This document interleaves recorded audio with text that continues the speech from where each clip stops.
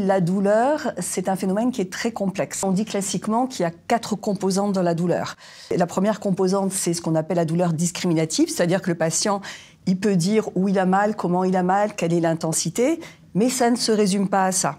Il y a effectivement d'autres composantes. Il y a la composante émotionnelle, c'est-à-dire comment il va vivre sa douleur. Il y a la composante qu'on appelle cognitive, c'est-à-dire comment il va mentaliser sa douleur en fonction de sa culture, de ses antécédents personnels, de ses antécédents familiaux.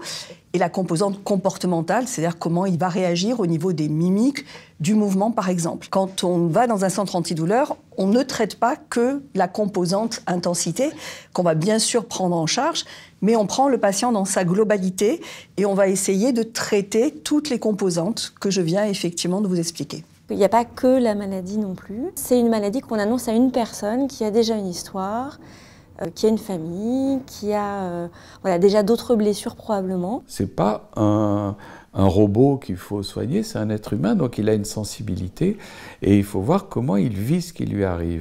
Donc c'est vraiment une prise en charge très transversale et multidisciplinaire et le patient va apprendre un certain nombre d'approches qui peuvent être très larges et très variées, du médicament très sophistiqué aux approches non médicamenteuses qui ont également leur place.